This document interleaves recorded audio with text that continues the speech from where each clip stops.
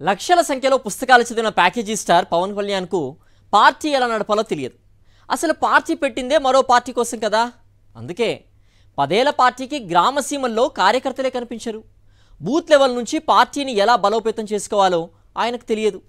టీడీపీతో పొత్తు పెట్టుకుని ఎలాగోలా 21 సీట్లను తీసుకున్నారు.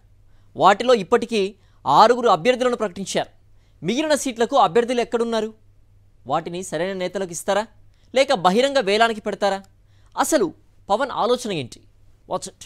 జనసేన అధినేత పవన్ కళ్యాణ్ కు ప్యాకేజ్ స్టార్ పేరు బాగా సూట్ అయింది. ఆయన ఒప్పుకున్నా ఒప్పుకోకపోయినా ప్రజల అభిప్రాయం అదే.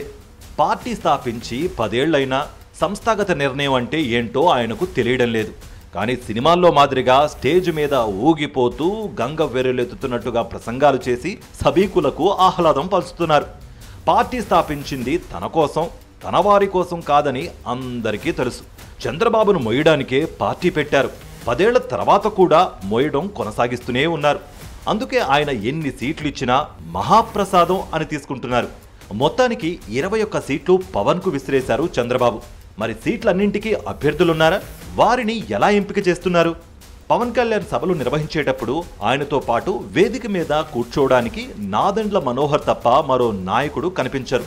ఆయన వద్ద పట్టుమని 10 మంది అభ్యర్థులు కూడా సిద్ధంగా లేరనే టాక్ నడుస్తోంది. ఎందుకంటే తొలి జాబితా అనే పేరుతో 5 పేర్లను, ఆ తర్వాత మరో పేరును పవన్ ప్రకటించారు. మిగిలిన స్థానాలకు ఎప్పుడు ప్రకటిస్తారో తెలియదు. ఈలోగా ఏ పార్టీ నుంచి ఎవరు వచ్చి తమ పార్టీలో చేరుతారా అని ఎదురు చూస్తూ గడుపుతున్నారు.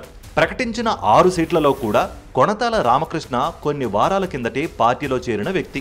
తాజాగా భీమవరంలో మాజీ ఎమ్మెల్యే పులవర్తి రామాంజనేయులు జనసేన తీర్థం పుచ్చుకున్నారు. జనసేనకు 2 ఎంపీ సీట్లు దక్కగా మచిలీపట్నం సీట్ను కొత్తగా పార్టీలో చేరిన వల్లభనేని బాలశౌరికి ఇస్తున్నారు. 1 అరా తప్ప జనసేనకు దక్కిన సీట్లన్నీ జస్ట్ ఇప్పుడే పార్టీలో చేరుతున్న వారికే దక్కుతున్నాయి. సీట్ కన్ఫర్మేషన్ తర్వాతనే ఉన్న పార్టీని వదిలి జనసేనలో చేరుతున్నారనే వాదన కూడా వినిపిస్తోంది. జనసేన పార్టీకి అసలు సొంతంగా ఎమ్మెల్యేగా పోటీ చేయగల నాయకుల కొరత బాగా ఉంది. అందుకే సీట్ల సంఖ్య తేల్చుకున్న తర్వాత పవన్ కళ్యాణ్ వాటిని అమ్మకానికి పెడుతున్నారనే టాక్ కూడా నడుస్తోంది. దీన్ని పార్టీ దుస్థితనాలో, పవన్ కళ్యాణ్లోని వ్యాపార మెళుకువ అనాలో తెలియడం లేదనే అభిప్రాయాలు వ్యక్తమవుతున్నాయి.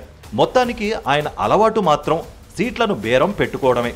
తెలంగాణలో బీజేపీతో కలిసి 8 సీట్లు దక్కించుకున్న పవన్ కళ్యాణ్ కు ఆయా స్థానాల్లో పోటీ చేసేందుకు కూడా అభ్యర్థులు లేక సగానికి పైగా అప్పటికప్పుడు కొత్తగా పార్టీలోకి వచ్చి చేరిన వారికి వాటిని అమ్ముకుంటున్నారు. ఇప్పుడు ఏపీలో ఆయనకు దక్కినది 21 కాగా 6 చోట్ల అభ్యర్థులను నిర్ణయించగా మిగిలిన 15 సీట్లను బేరానికి పెట్టారు. పవన్ కళ్యాణ్ ఒక స్థానంలో పోటీ చేస్తారు కదా అనుకోవచ్చు. అదేం లేదు. మంచి బేరం తగిలితే మొత్తం 15 సీట్లను కూడా అమ్మడానికి ఆయన సిద్ధమే అని ఆయన గురించి తెలిసిన వారు అభిప్రాయపడుతున్నారు.